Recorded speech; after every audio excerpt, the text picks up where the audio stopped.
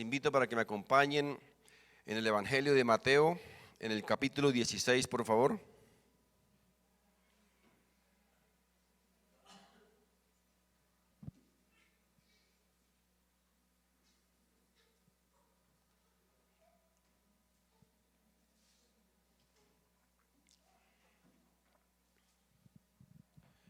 Mateo capítulo 16, verso 24 nos dice la palabra de Dios. Entonces Jesús dijo a sus discípulos, ¿hay aquí algún discípulo del Señor? Amén. Entonces el Señor Jesús dijo a sus discípulos, si alguno quiere venir en pos de mí, niéguese a sí mismo y tome su cruz y sígame. ¿Alguien quiere ir en pos del Señor Jesucristo? Ya saben cuáles son los requisitos. Niéguese a sí mismo y tome su cruz y sígame. Porque todo el que quiera salvar su vida la perderá, y todo el que pierda su vida por causa de mí la hallará. Amén. Mis hermanos, en estos tiempos se está predicando un evangelio que enseña a la gente que si entregan su vida a Cristo, que si entregamos nuestra vida a Cristo, entonces nos va a ir de maravillas, que todo va a ser color de rosa, que todos nuestros problemas, que todas nuestras situaciones se van a evaporar, que nuestras deudas quedan saldadas. ¿Han escuchado ese mensaje? Pacta con Dios y sea libre del demonio de las deudas. Suena bonito, ¿verdad? ¿Qué más no quisiéramos? ¿Qué más no quisiera yo que la deuda de mi apartamento quedara saldada? Suena como si fuera verdad. Se enseña que el tener a Cristo es garantía de seguridad, de bienestar, de felicidad, de prosperidad. Es más, nos enseñan que si somos negociantes vamos a vender de todo. Que en la empresa donde estemos vamos a ser gerentes. Que si somos deportistas, si somos futbolistas vamos a meter goles.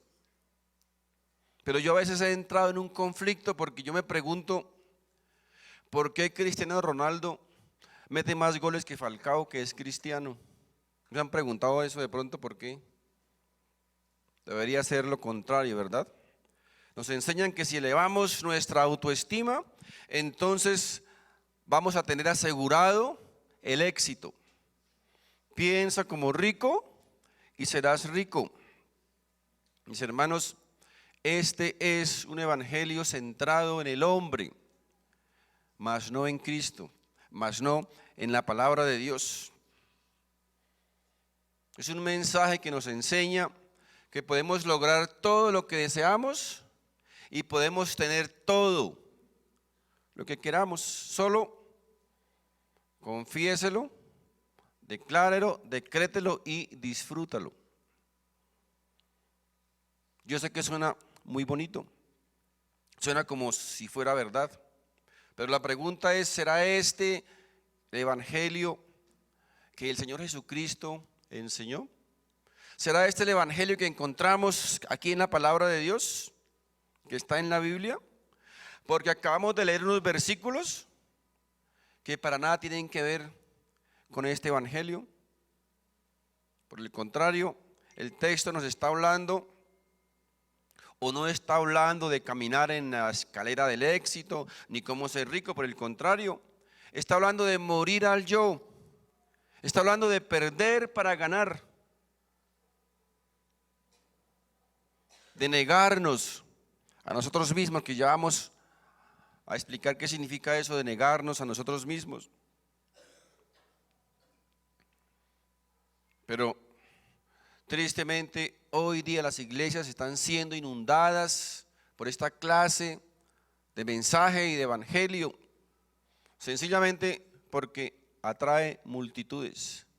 ¿Quién no quiere ser prosperado? ¿Quién no quiere ser rico? ¿Quién no quiere caminar en la escalera del éxito? ¿Quién no quiere ser famoso? Entonces, obviamente, ese mensaje funciona. Pero Jesús, mis hermanos, con su evangelio penetró hasta los tuétanos de la gente, dice la palabra de Dios. Él no diluyó el mensaje, Él lo enseñó, Él lo predicó tal y como lo recibió de su Padre.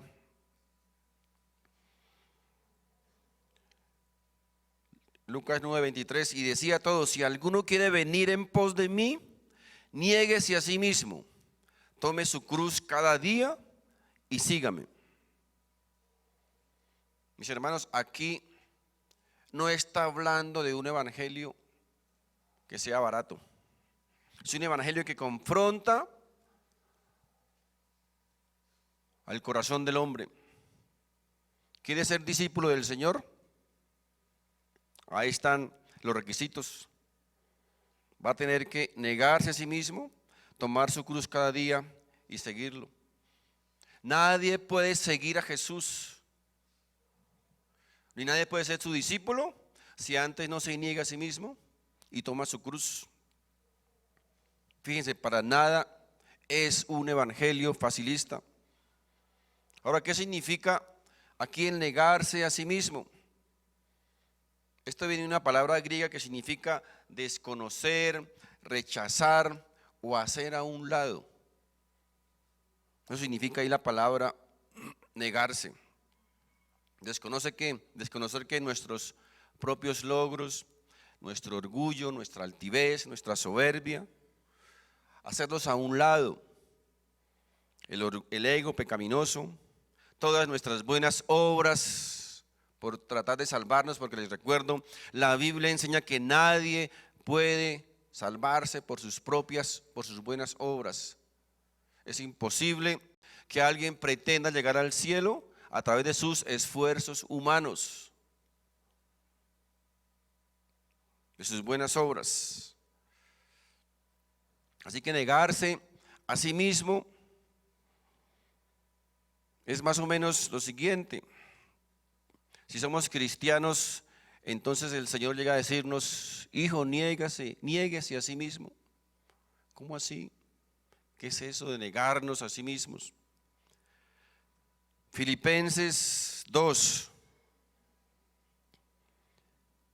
versos 5 al 8 dice la palabra de Dios: haya pues en vosotros este sentir que hubo también en Cristo Jesús, el cual, siendo en forma de Dios, no estimó el ser igual a Dios como cosa a que aferrarse, sino que se despojó a sí mismo, tomando forma de siervo, hecho semejante a los hombres, y estando en la condición de hombre, se humilló a sí mismo, haciéndose obediente hasta la muerte, y muerte de cruz. ¿Por qué el Señor hizo eso? ¿Saben por qué? Porque Él vino a hacer la voluntad de su Padre. Recuerden que el Señor Jesucristo un día oró diciendo: Señor, hágase tu voluntad y no la mía. Hágase tu voluntad y no la mía. Cuando el Señor Jesús, dice la Biblia, que se despojó a sí mismo y no estimó el ser igual a Dios, se estaba negando a sí mismo por obediencia a su Padre. ¿Para qué? Para salvarnos. Se estaba negando a lo que Él era, a su esencia divina, en suma obediencia a su Padre. Ahora, si nosotros somos cristianos, si tú eres cristiano, nos puede suceder lo siguiente: que alguien viene y nos ofende tal vez, nos dice algo feo, alguien nos dice carezapo, por ejemplo. Y entonces eso pues nos hiere en lo más profundo de nuestro corazón. Y entonces decimos: Señor, tu palabra dice que yo no me puedo vengar, pero que tú eres el vengador, que tú pagarás Entonces yo te pido que por favor le dé duro al hermano porque me hirió en lo más profundo de mi corazón. Quiero que le dé duro en la nariz, como dicen. Porque tuya es la venganza, dice el Señor. Y entonces el Señor le dice, hermano, yo quiero que te niegues a ti mismo y que lo perdones. Pero ¿cómo así? Pero no sabe lo que me dijo caresapo. Me hirió en lo más profundo de mi corazón. ¿Cómo lo voy a perdonar? Dice el Señor, perdónalo. Porque si tú no lo perdonas, mi Padre que está en el cielo tampoco te podrá perdonar. Eso, mis hermanos, más o menos es negarse a sí mismo. Es lo que dice la palabra de Dios. Ahora la pregunta es, el perdonar muchas veces o casi siempre no es fácil, ¿cierto? ¿Cuántos han perdonado? No es fácil, ¿verdad?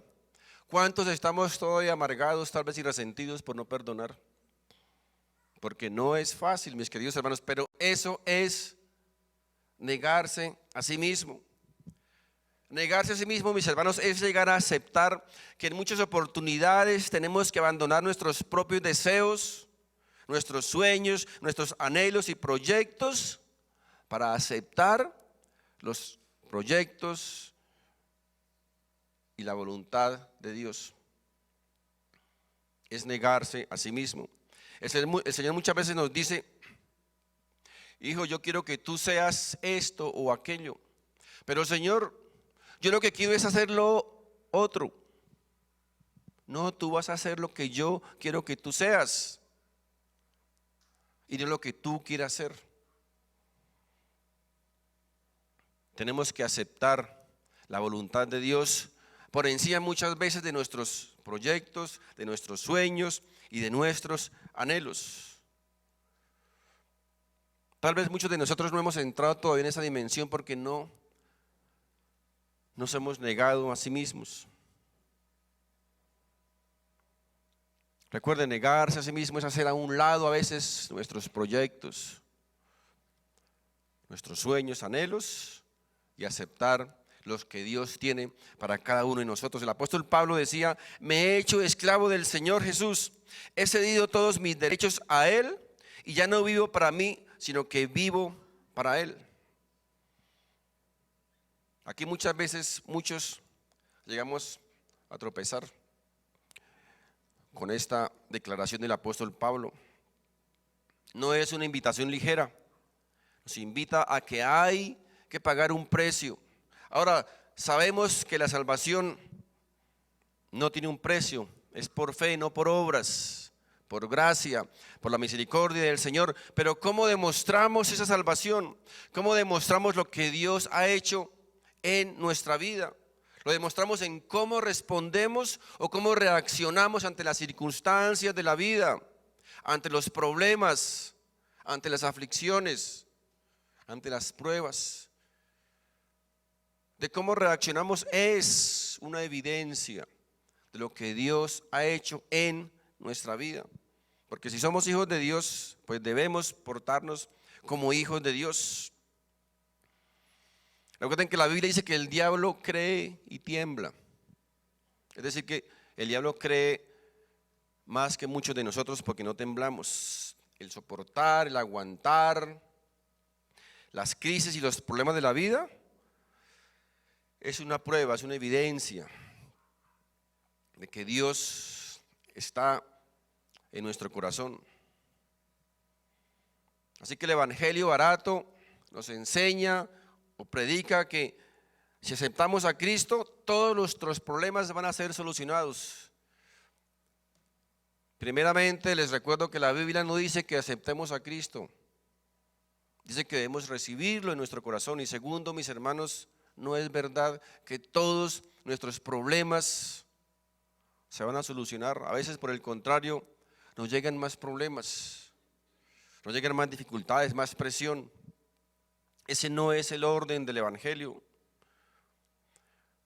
¿O acaso podemos llegar a creer que Cristo está hoy no a esta tierra solamente interesado en arreglar nuestros problemas, en regalarnos casa, carro y beca? ¿Usted cree que Cristo vino a este mundo, sufrió, sangró y murió solamente para darnos estas cosas? Más que para salvarnos de la condenación del infierno. No, mis queridos amigos, Dios está más interesado en nuestra santidad que en nuestra sanidad. Dios está más interesado en su justicia que en que nosotros seamos famosos o que tengamos la mejor casa o el mejor carro. Esa no fue la razón por la cual Cristo vino a este mundo, para darnos esas cosas. Cristo no vino en primer lugar a arreglarnos nuestros problemas, sino que Él vino a tratar con la raíz de esos problemas, que es el pecado. Esa es la raíz de los problemas, el pecado. Porque si el problema del hombre hubiese sido el dinero, mis hermanos, Dios hubiese enviado un banquero o un economista. Si el problema del hombre hubiese sido el conocimiento, pues Dios hubiese enviado a un sabio. Si el problema del hombre hubiese sido la enfermedad, Dios hubiese enviado a un médico.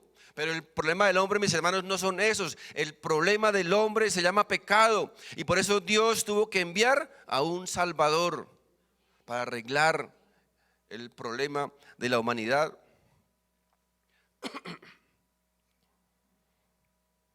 La Biblia nos enseña que en cierta ocasión se presentaron 10 leprosos. ¿Recuerdan la historia? Al Señor Jesús, 10 leprosos. Y le pidieron que por favor los sanara de su enfermedad física. El Señor les dijo que fueran donde el sacerdote. Y ellos, en obediencia, yendo hacia el sacerdote, fueron sanados de la enfermedad de la lepra. Después, más adelante, uno de ellos se le acercó a Jesús y le adoró, dice la Biblia. Y Jesús tal vez lo reconoció y le dijo: ¿y los otros 9 dónde están? Porque eran 10, ¿cierto? Él dijo: yo no sé dónde están. Y el Señor le contestó: vete, tu fe te ha salvado. Fíjense, 10 fueron sanados, pero solo uno fue salvado. Así que, mis hermanos, ese no es el orden de las cosas, esa no es la prioridad.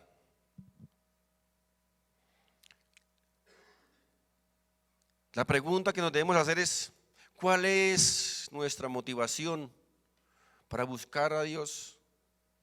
¿Cuál es nuestra motivación para venir a la iglesia? ¿Es que Él arregle todos nuestros problemas financieros, económicos? ¿O que Él perdone nuestros pecados?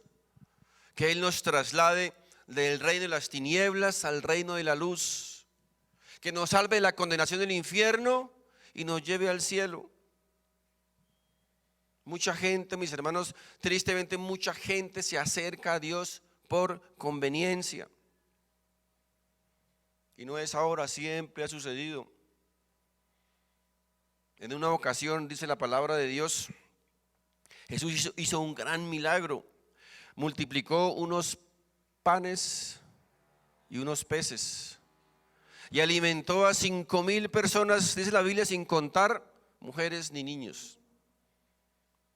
Es más, y sobraron al final 12 canastas, 12 cestas llenas de comida. Al día siguiente Jesús estaba bajando de orar y la multitud, la gente lo estaba buscando, estaba esperando, y le dijeron: Señor, Señor, te hemos estado buscando. Y el Señor les dijo: ustedes me buscan porque ayer les di comida, ¿cierto? Y hoy quieren sus omelets. Me buscan por conveniencia, me buscan por el pan que perece y no por el pan eterno. Él inmediatamente los confrontó y los puso en su lugar. Hay un pan celestial, les dijo, hay un pan celestial, y ustedes me están buscando, dice, solamente porque les conviene. ¿Saben qué hicieron muchos? Dice la Biblia que se voltearon y se fueron. Dijeron, dura es esta palabra. Muchos se fueron. Y Jesús se voltea de sus discípulos y les dice, ¿y ustedes también se quieren ir? ¿Recuerdan que Pedro respondió, no, Señor, ¿cómo nos vamos a ir si tú eres el duro del billete? Si tú eres el que nos puede llevar por la escalera del éxito, ¿cómo nos vamos a ir? ¿Cierto? No, ¿verdad? ¿Cómo nos vamos a ir si solamente tú tienes palabra de vida eterna? Mis hermanos, hoy día en muchos lugares la predicación no es ni palabra de Dios, ni mucho menos tiene vida eterna. Es un mensaje totalmente diluido. Como hacer un jugo de guayaba en un galón de agua con una guayaba. Totalmente diluido.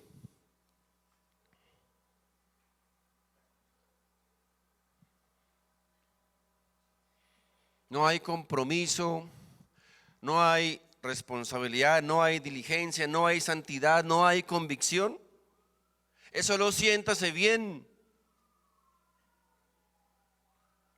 Sea rico, acepte a Cristo y todos tus problemas se van a solucionar. Mis hermanos, Jesús no vino solamente a darnos comida física. Jesús vino a esta tierra a rescatar nuestras almas, oído, a rescatar nuestras almas del infierno, a traspasarnos de las tinieblas a la luz. Mateo 10:34 dice, no crean que vine a traer paz a la tierra, no vine a traer paz sino espada. Aquí tal vez muchos pueden entrar en conflicto. ¿Cómo es esto? Luego Jesús no dice en un texto que vino a traer paz. Y ahora aquí dice que vino a traer guerra. Que vino a traer guerra. ¿Cómo es eso, verdad? Hay como un conflicto. Pero mis hermanos, no es así. Está hablando de dos eventos diferentes. En Juan 14:27, donde dice que mi paz os dejo, mi paz os doy. Está hablando de la paz interna que experimentamos todos los que hemos sido lavados en la sangre del Cordero. Esa paz y ese gozo que experimentamos los que hemos recibido a Cristo en nuestro corazón. Esa paz que nadie nos puede arrancar. Esa paz que el mundo quiere, pero que no puede tener porque no quiere a Jesús. Es una paz que sobrepasa todo entendimiento, la paz de Dios. Justificados pues por la paz, por la fe, tenemos paz para con Dios. Es decir, que los que hicimos las paces con Dios, tenemos su paz y su gozo en nuestro corazón. Y cuando vienen los ríos, las tormentas y soplan los vientos, entonces esa casa que es nuestra vida, ¿qué pasa? Va a resistir, ¿cierto? No se va a caer, porque estamos sustentados o estamos edificados sobre la roca, que es Cristo Jesús. Pero entonces, ¿qué está hablando aquí Mateo? Cuando dice que vino a traer guerra, está hablando, mis hermanos, del conflicto que llega a nuestra vida desde el momento en que nosotros decidimos por Dios. Desde el momento en que nosotros recibimos a Cristo en nuestro corazón, va a venir un conflicto a nuestra vida. Mire, seguimos con el texto, Mateo 35, el verso Mateo 10, 35, 36 dice, porque he venido para poner en disensión al hombre contra su padre, a la hija contra su madre y a la nuera contra su suegra, y los enemigos del hombre serán los de su propia casa. Ahora, ¿por qué el Señor dice esto? ¿Saben por qué? Porque en el momento en que nosotros, en el momento en que usted recibe a Cristo en su corazón, viene un tremendo conflicto, viene un tremendo problema, porque le declaras la guerra al diablo. Y no va a ser fácil. En el momento en que nosotros vamos a Cristo, nos ponemos en contra de la religión, en contra aún de nuestra propia familia, en contra de nuestros amigos, de nuestros vecinos, de nuestros compañeros de universidad, de trabajo, de lo que sea. Nos ponemos en contra de ellos, porque el Evangelio del Señor Jesucristo es totalmente contrario al sistema de este mundo.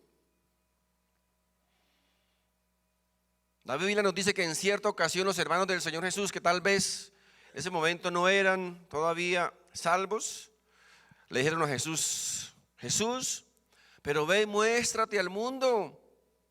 Ve para que el mundo sepa lo que tú eres, el poder que tienes, los milagros que realizas, para que el mundo te alabe y te exalte.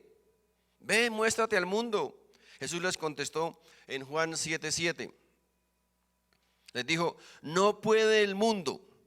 Recuerden que aquí la palabra mundo significa cosmos, tiene que ver con un sistema, con una organización. Es decir, no puede el sistema del mundo, dice, aborreceros a vosotros. ¿Por qué? Porque tal vez ustedes hacen parte de ese sistema. Mas a mí, dijo el Señor, me aborrece porque yo testifico de él. ¿De quién? De ese sistema. Yo testifico que ese sistema del mundo, que esa organización que mueve el mundo, ese sistema dice es malo, que sus obras son malas. Esto, mis hermanos, repito, es un hecho real en todo convertido. En Lucas 6:22 dice la palabra de Dios: bienaventurados seréis cuando los hombres os aborrezcan y cuando os aparten de sí y os vituperen y desechen vuestro nombre como malo por causa del Hijo del Hombre. Mis hermanos, ¿dónde está aquí el evangelio barato? ¿Dónde está? Para nada, ¿verdad? Para nada. Pero nos quieren hacer creer que sí existe, que es verdad. No es verdad, mis hermanos, no es verdad. Es más, el apóstol Pablo escribió y dijo que quien enseña un evangelio diferente al que el Señor Jesucristo enseñó está bajo maldición. En Gálatas 1, verso 6 dice: estoy maravillado de que tan pronto os hayáis alejado del que os llamó por la gracia de Cristo para seguir un evangelio diferente. No que haya otro evangelio, sino que hay algunos que os perturban y quieren pervertir el evangelio de Cristo. Mas si aún nosotros, hablando de los hombres, o un ángel del cielo os anunciare otro evangelio diferente del que os hemos anunciado, sea anatema, sea maldito, significa esa palabra. Como antes hemos dicho, también ahora lo repito: si alguno os predica diferente evangelio del que habéis recibido, sea maldito. Les decía entonces que existe una guerra, una lucha entre el recién convertido y el mundo.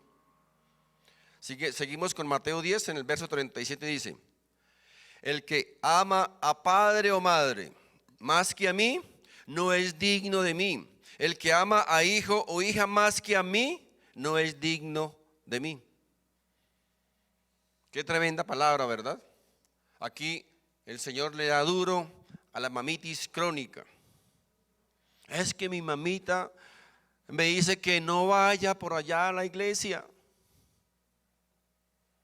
¿Cómo va a traicionar la religión de toda su vida?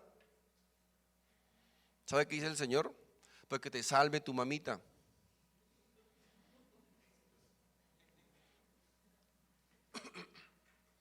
Es que la abuelita me dice que cómo le va a hacer eso. Si ella desde pequeñita me enseñó la religión tradicional y es una traición. ¿Saben qué dice el Señor? Pues que te salve tu abuelita. Es que mi marido no me deja venir a la iglesia. Él dice que tengo que estar el domingo con él y acompañarlo a sus actividades del domingo. Pues que te salve tu maridito, te dice la palabra de Dios. quien ama a padre o madre o hijo más que a mí, dice, no es digno de ser mi discípulo.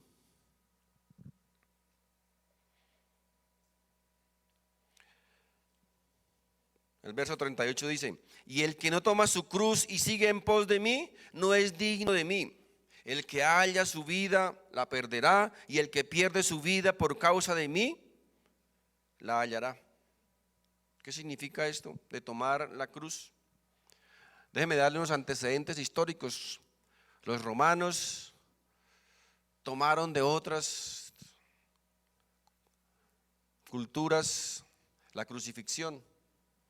A los asesinos, los bandidos, los secuestradores, los violadores, todo lo malo, ellos acostumbraban a colgarlos en la cruz como castigo para todos los malhechores.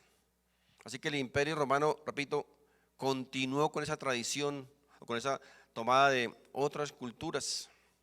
Ahora, esto para nosotros hoy día tal vez no tenga mucha importancia porque nosotros, gracias a Dios, no conocemos o no se aplica en nuestra cultura esta pena de la crucifixión.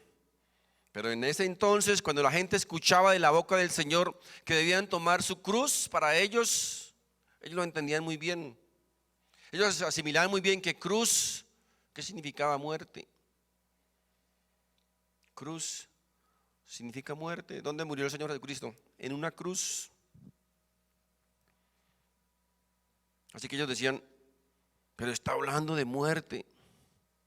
Está hablando que si le queremos seguir, debemos morir. Es exactamente lo que él decía. Debían morir, pero no físicamente. Debían negarse a sí mismos. Morir cada día, ¿qué? Al yo. A mi orgullo, a mi ego, a mi altivez, a mi soberbia, a tantas cosas que nosotros estamos apegados. Dijo el apóstol Pablo en Gálatas 2:20, con Cristo estoy juntamente crucificado y ya no vivo yo, mas vive Cristo en mí, y lo que ahora vivo en la carne lo vivo en la fe del Hijo de Dios, el cual me amó y se entregó a sí mismo por mí. Aquí el apóstol Pablo lo que está diciendo es, ya no soy yo,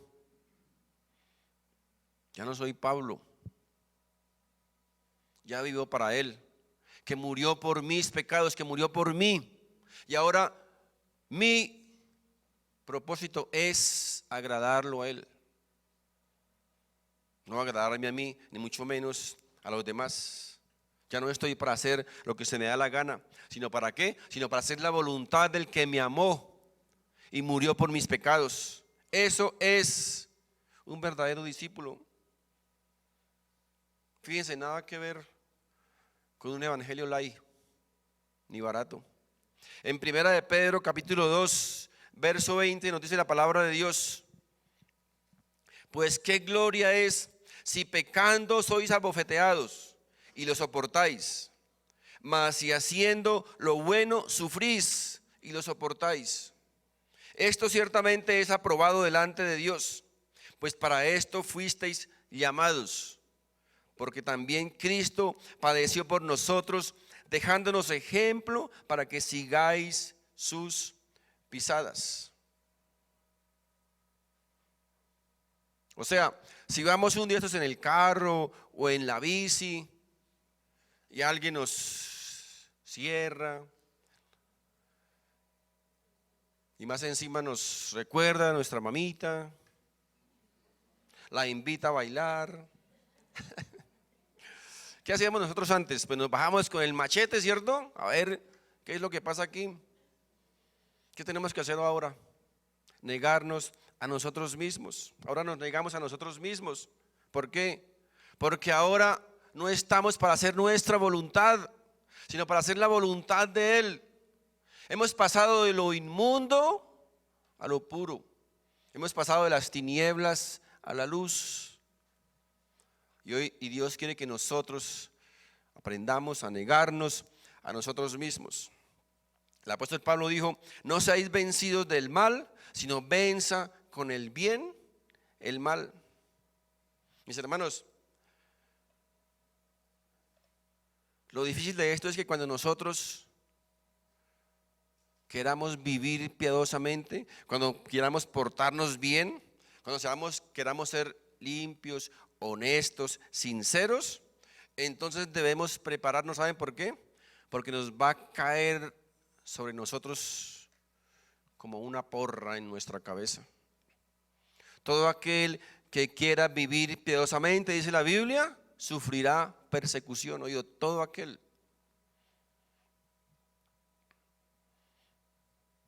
El mundo no quiere a Jesús. El mundo no ama a Jesús y por ende, pues no quiere a sus hijos, a sus discípulos.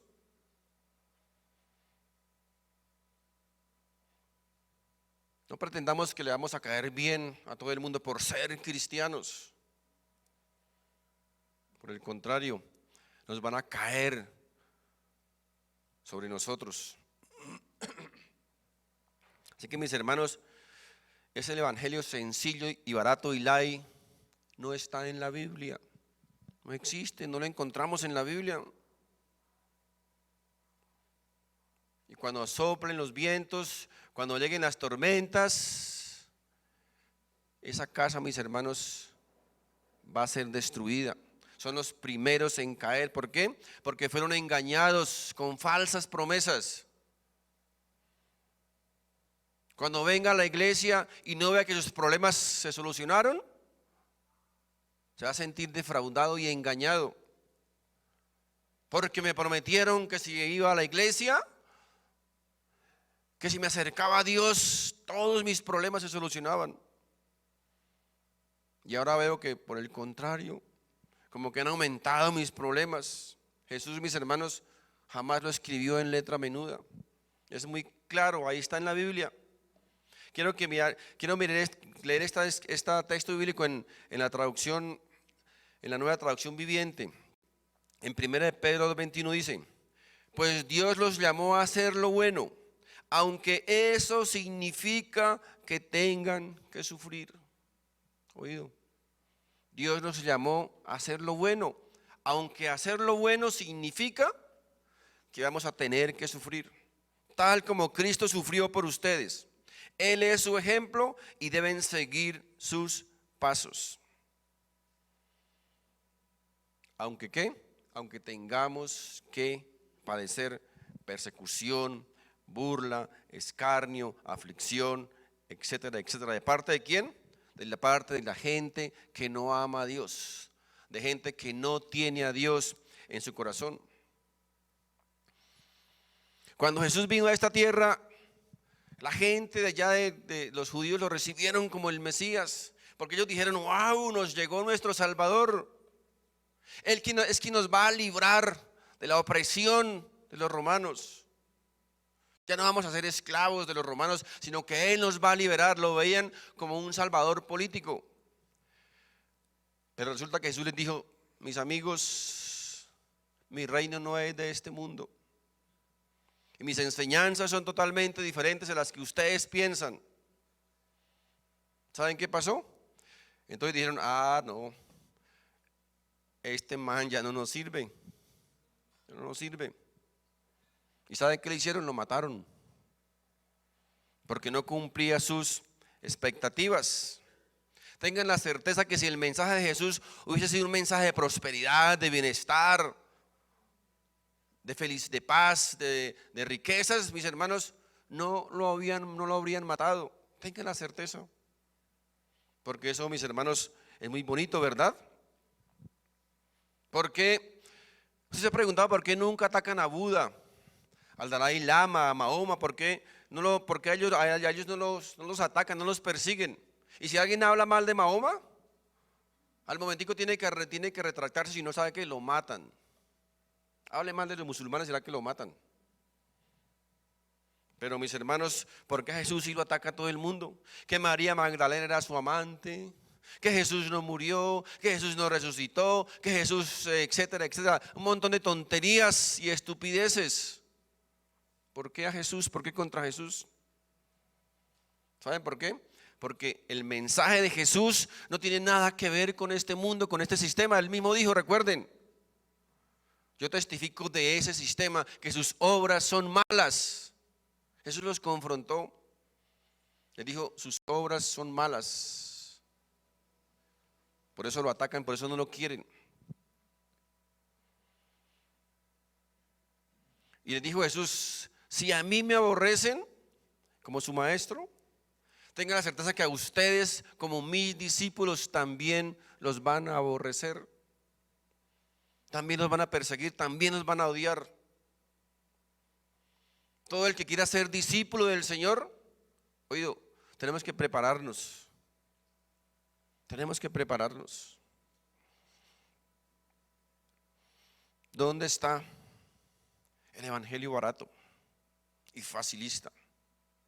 Primera de Pedro 4:12 dice, amados, no os sorprendáis del fuego de prueba que os ha sobrevenido, como si alguna cosa extraña os aconteciese, sino gozaos por cuanto sois participantes de los padecimientos de Cristo, para que también en la revelación de su gloria os gocéis con gran alegría.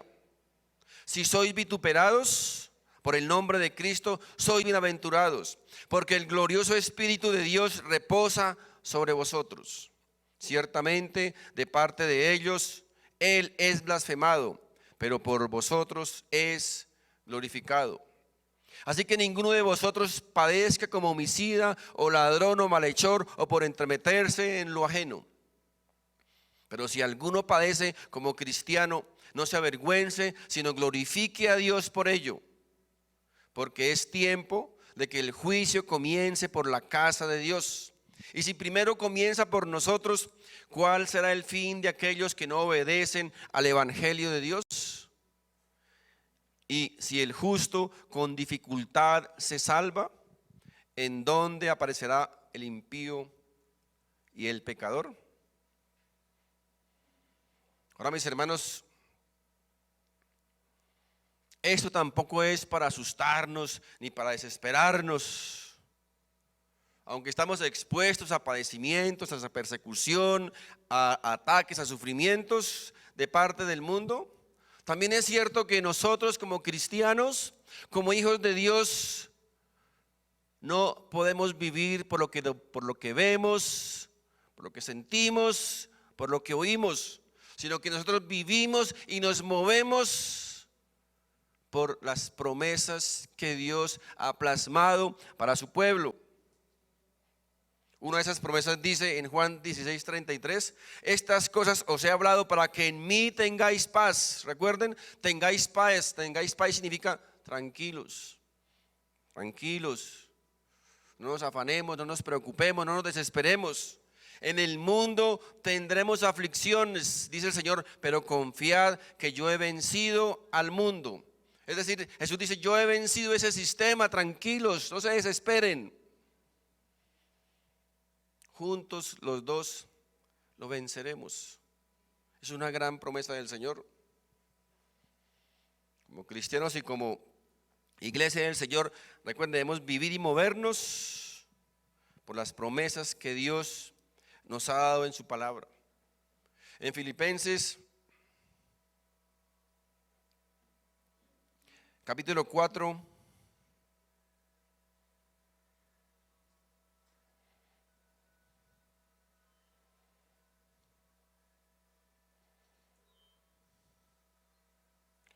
Filipenses capítulo 4,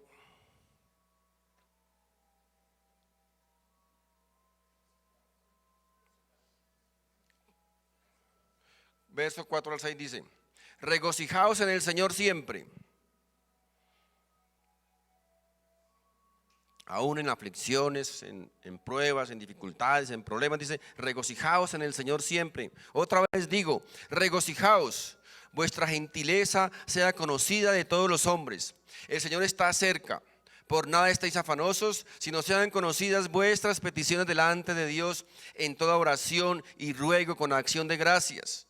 Y la paz de Dios, que sobrepasa todo entendimiento, guardará vuestros corazones y vuestros pensamientos en Cristo Jesús. Una gran promesa del Señor, ¿verdad? Otra promesa, si quieren anótelas por favor.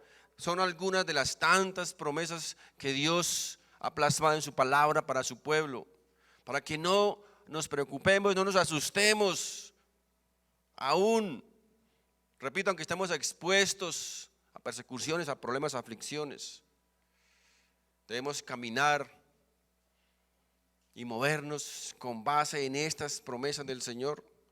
Recuerden una ocasión en que el Señor, que los discípulos estaban en alta mar y hay unas olas gigantes y las olas amenazaban que los hundía, que los mataba. Estaban asustados los apóstoles. Recuerden qué hizo el Señor Jesús. Él llegó caminando hacia ellos, caminó sobre las olas.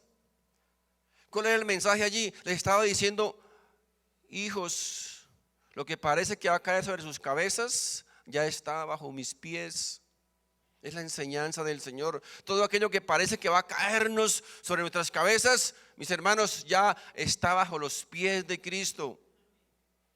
Y por eso nos alienta con este montón de promesas en su palabra, para que no nos asustemos, no nos desesperemos. Dice en Jeremías 29:11: porque yo sé los pensamientos que tengo acerca de vosotros, dice Jehová, pensamientos de paz y no de mal, para daros el fin que esperáis.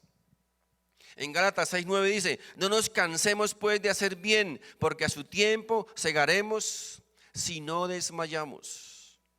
Salmo 27:10: aunque mi padre y mi madre me dejaren, con todo Jehová me recogerá. Salmo 27:14: aguarda a Jehová, esfuérzate y aliéntese tu corazón, sí, espera a Jehová. Salmo 31:24: esforzaos todos vosotros los que esperáis en Jehová, y tome aliento vuestro corazón. Salmo 55:22: echa sobre Jehová tu carga y él te sustentará, no dejará para siempre caído al justo. Salmo 68:19: bendito el Señor, cada día nos colma de beneficios, el Dios de nuestra salvación. Salmo 138:7: si anduviere yo en medio de la angustia, tú me vivificarás. Contra la ira de mis enemigos extenderás tu mano y me salvará tu diestra. Jehová cumplirá su propósito en mí. Tu misericordia, oh Jehová, es para siempre. No desampares la obra de tus manos. Isaías 41:10: no temas, porque yo estoy contigo. No desmayes, porque yo soy tu Dios que te esfuerzo. Siempre te ayudaré, siempre te sustentaré con la diestra de mi justicia. Así como esto, mis hermanos, cientos de promesas en la palabra de Dios, cientos de promesas. ¿Para quién? Para su pueblo, para sus hijos, para nosotros, sus hijos, que nos alienta a seguir adelante, que nos motiva, que nos llena de fuerzas, de ánimo, de aliento, de vigor para seguir adelante aún a causa de la persecución, a causa de los problemas, de las dificultades, de las aflicciones que podemos enfrentar en esta vida. El Señor nos dice: no desmayes, no te desesperes, no te asustes, que yo estoy contigo, dice el Señor. Yo estoy contigo todos los días de tu vida hasta el fin de nuestros días. El Señor nos asegura que estará con nosotros. Aunque el camino sea difícil, aunque haya tormentas, aunque haya espinas en el camino, el Señor jamás nos ha garantizado que el camino sea fácil. Lo que Él nos ha garantizado es una llegada segura.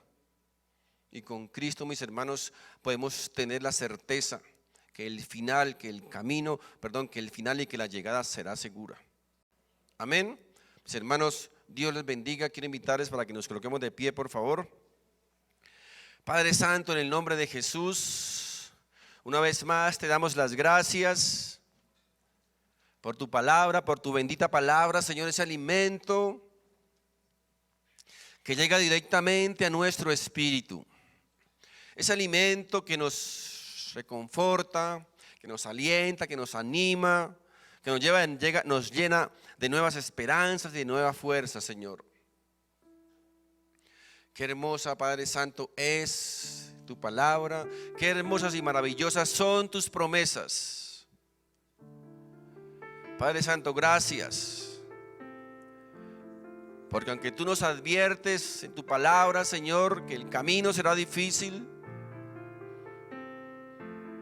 también nos alienta, Señor, con tus promesas, donde nos aseguras que tú estarás con nosotros, que no estamos solos, que tú caminarás con nosotros, que tú lucharás por nosotros, que tú guerrearás por cada uno de nosotros. Así que no tenemos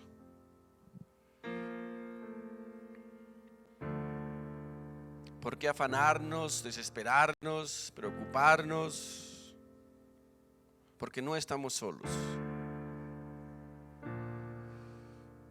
Amado Jesús, gracias por la luz, por el discernimiento, por la revelación que tú traes, Señor, a tu iglesia, a tu pueblo, a tus hijos.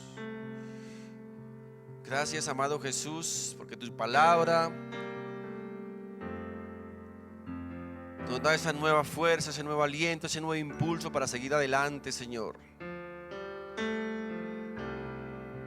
Solamente nos pide que confiemos, que dependamos de ti, Señor Jesús. Tal vez habrá dificultades, habrá aflicción, habrá persecución, habrá problemas, adversidades, pero son pasajeras, porque tú estás con nosotros.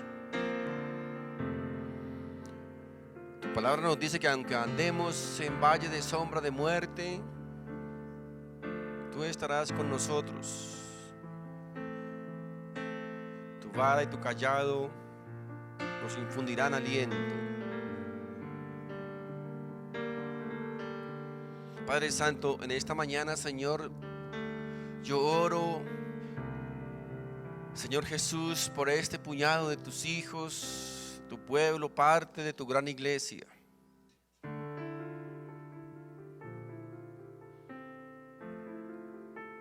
Tú conoces cada una de nuestras situaciones, tú conoces nuestras dificultades, aquello que nos duele, que nos afecta, que nos hace a veces perder la fe, la esperanza.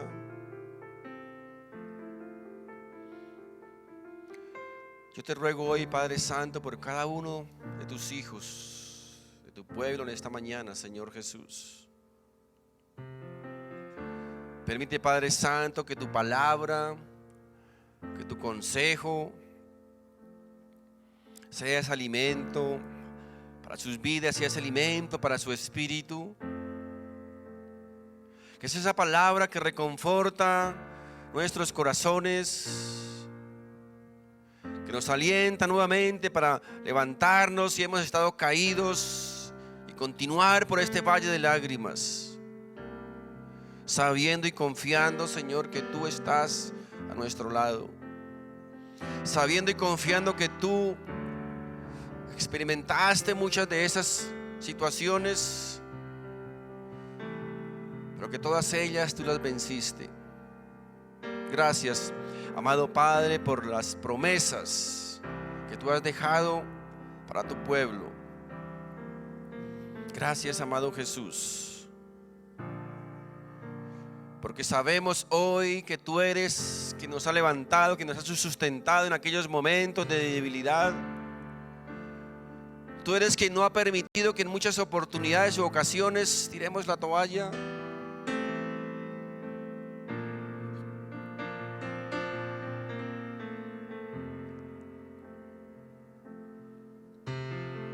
Solo tu gracia y tu misericordia, Señor Jesús,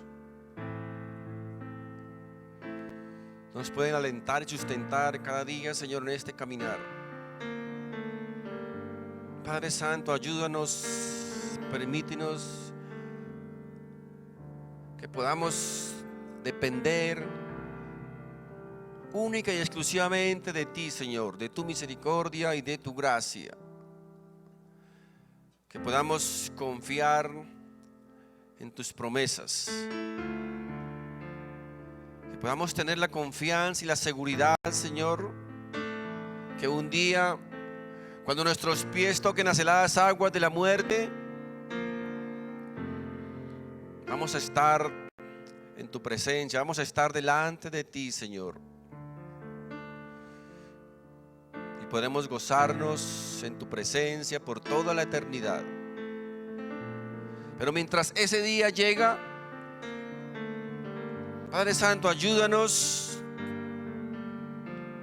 danos la fuerza, el aliento, la confianza para seguir luchando, para seguir adelante, para no desmayar, para no perder la fe ni la esperanza que un día, Señor, tú mismo nos regalaste. Hoy quiero orar también, Padre Santo, por cada familia aquí representada, Señor, por cada matrimonio, por cada esposa, por cada esposo. Padre Santo, gracias por cada hogar, por cada familia que hasta el día de hoy, Señor, tú has mantenido, tú has guardado y tú has protegido. Gracias, Señor, por cada hogar, por cada hijo. Gracias, Señor, porque hasta el día de hoy, Señor, tú has guardado la vida de nuestra familia, de nuestros hogares, de nuestros hijos. Aún sabiendo el riesgo, el peligro latente cada día en las calles de nuestras ciudades, de nuestros pueblos. Padre Santo, nada podemos hacer para garantizar nuestra seguridad. Solamente, Señor, dependemos de ti. Nuestras vidas, nuestras familias, nuestros hogares, nuestros hijos están en tus manos, Señor Jesús. Gracias, porque tú has sido fiel hasta el día de hoy, Señor. Hasta el día de hoy, Padre Santo, tú has provisto el recurso, el sustento para nuestros hogares, tal vez a veces escaso, otras veces en abundancia, Señor.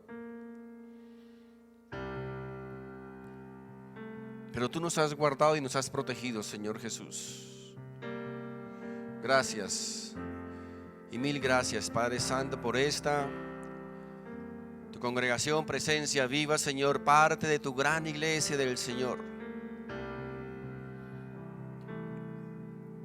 Hoy te pedimos que seas tú derramando, Señor, tu bendición, derramando tu presencia, tu poder, tu unción sobre este lugar y sobre cada vida, Padre Santo, en el nombre de Jesús. Guarda nuestro caminar, guarda nuestra salida, guarda nuestra entrada, Padre Santo. Guarda el trabajo, Señor, de tus hijos, de tus siervos. Guarda las empresas, los negocios. Guarda, Padre Santo, nuestros hogares en perfecta paz en el nombre de Jesús. Nombre que es sobre todo nombre, en el nombre en el cual toda rodilla un día se doblará y toda lengua confesará que Jesús es el Señor, para gloria tuya. Amén y amén. Mis hermanos, Dios les